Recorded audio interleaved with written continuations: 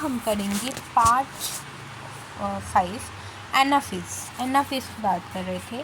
तो जो एनाफेज होता है उसमें जो क्रोमोसोम्स होते हैं वो मेटाफेजिक प्लेट पे अलाइन होते हैं, लेकिन एनाफेज पर आते आते जो क्रोमोसोम्स हैं वो स्प्लिट हो जाते हैं, ठीक है ना। जो क्रोमोसोम्स होते हैं वो स्प्लिट हो जाते हैं, 2 डॉटर क्रोमैटिड्स बना लेते हैं, छोटी छोटी डॉटर क्रोमैटिड्स बना लेते हैं, डॉटर न्यूक्लियाई, ठीक है।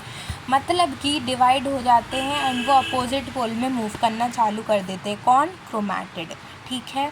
यहाँ पे क्रोमोसोम का नंबर जो होता है वो हमारा डबल हो जाता है, क्योंकि हमने बोला था कि सेंट्रोमियर के नंबर पे डिपेंड करता है कि क्रोमोसोम कितने हैं। अब जो सेंट्रोमियर होता है हर क्रोमोसोम का वो डायरेक्टेड होता है टूवर्ड्स द पोल, मतलब ऐसे होते हैं, पोल की तरफ इनका मुंह होता है, और जो आर्म्स होती है वो ट्रेलिंग बिहाइंड, मतलब पीछे की तरफ ऐसी हुई होती है। अपना हाथ ऐसे सीधा रखना, ऐसे सीधा रखना, फिर उल्टा कर लेना, वैसे ही हाल होता है, ठीक है। की कैरेक्टरिस्टिक क्या है कि जो सेंट्रोमियर होते हैं वो स्प्लिट हो जाते हैं एंड क्रोमैटिड सेपरेट हो जाती हैं। क्रोमैटिड अपने अपोजिट पोल में मूव करना चालू कर देती है। अब टीलोफेज में आके क्या होता है, फाइनली जो क्रोमोसोम्स होती हैं वो अपने अपोजिट पोल में मूव कर लेती हैं, डीकंडेंसेशन हो जाता है उनका, वापस क्रोमैटिन फाइबर बन जाती है। अपनी इंडिविजुअलिटी लूज़ करने का मतलब है कि वो क्रोमैटिन फाइबर बन जाती हैं, क्रोमोसोम नहीं रहती अब, ठीक है। यहाँ पे जो हमारे पास जितना भी हमारे पास न्यूक्लियर एनवेलप था, या फिर हमारे पास जो न्यूक्लियोलस था, गोल्जी कॉम्प्लेक्स था, ईआर था, वो सब कुछ वापस आ जाता है, न्यूक्लियर एनवेलप वापस आ जाती है, ये सारी चीज़ें हमारे पास हो जाती हैं। स्पिंडल फाइबर जो होते हैं वो अब फॉर्म नहीं होते, स्पिंडल फाइबर्स हट जाते हैं, ठीक है ना, हमने पढ़ा था। फिर साइटोकाइनेसिस में क्या होता है, साइटोकाइनेसिस का मतलब होता है साइटोप्लाज्म का डिवीज़न। ये एनिमल में भी होता है, प्लांट में भी होता है, इससे मत पढ़ना, इससे बाद में पढ़ लेना, मैं वैसे ही पढ़ा दे रही हूँ। तू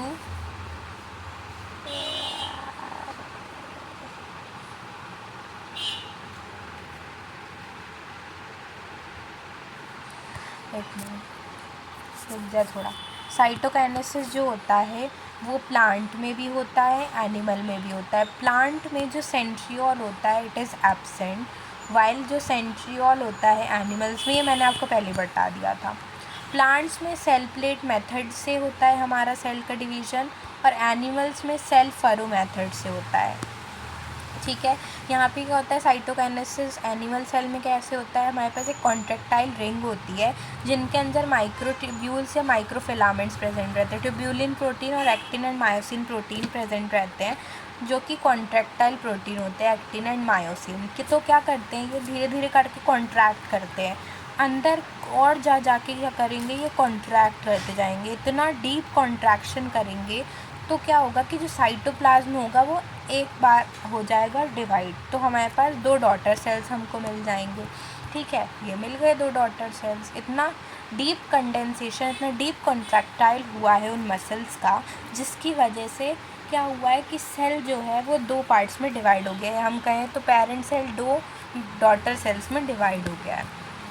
फिर इन प्लांट्स कैसे होता है, हमारे पास कुछ नहीं होता, मिडिल लैमिला होती है, मिडिल लैमिला बढ़ती जाती है बाहर की तरफ, और फिर सेल डिवाइड हो जाता है अंदर से, ठीक है ना।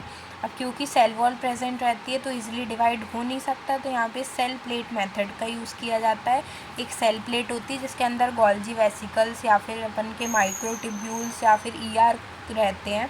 तो जो गोल्जी अपैरेटस होते हैं वो CA और MG मैग्नीशियम पैक्टेट को क्या करते हैं, रिलीज़ करते हैं, जो कि हमें पता है बाद में जाके मिडिल लैमिला बनाएगी, एंड वो बाद में जाके क्या करेगी, फैलती जाएगी एंड फाइनली हमको डिवीज़न देखने को मिलेगा कुछ इस प्रकार से, ठीक है। सेल हमारे किसमें, प्लांट में। फिर हम आएंगे, देखो ऐसे हो जाएगा, फिर हमारा आएगा माइटोसिस का सिग्निफिकेंस क्या होता है माइटोसिस का। माइटोसिस की मदद से ग्रोथ एंड डेवलपमेंट होता है। जो लॉस्ट और डेड सेल्स होते हैं वो वापस रिप्लेस कर दिए जाते हैं माइटोटिक की हेल्प से। फिर क्या होता है, सेल की रिपेयरिंग भी हो जाती है आसानी से। और जो हमारे पास जो ऐसे प्लांट्स होते हैं, प्लांट्स में भी क्या प्रेजेंट रहते हैं, प्लांट्स में भी माइटोसिस होता है, तो उनके पास भी क्या होता है, एपिकल मेरिस्टम और लेटरल मेरिस्टम प्रेजेंट रहता है, जिससे वो थ्रू आउट देयर लाइफ क्या कर पाते हैं, थ्रू आउट देयर लाइफ दे, हाँ ठीक है। फिर बोल दे आ रहा है। अब देखो, अगर कैरियोकाइनेसिस फॉलो हुआ है साइटोकाइनेसिस के साथ, तो क्या होता है, अगर साइटोप्लाज्म भी बढ़ रहा है, न्यूक्लियस भी बढ़ते जा रहा है, तो मल्टी न्यूक्लिएटेड कंडीशन आ जाती है। और मल्टी न्यूक्लिएटेड कंडीशन को हम क्या कह देते हैं, सिंचिशिया में सिनोसिटिक कंडीशन।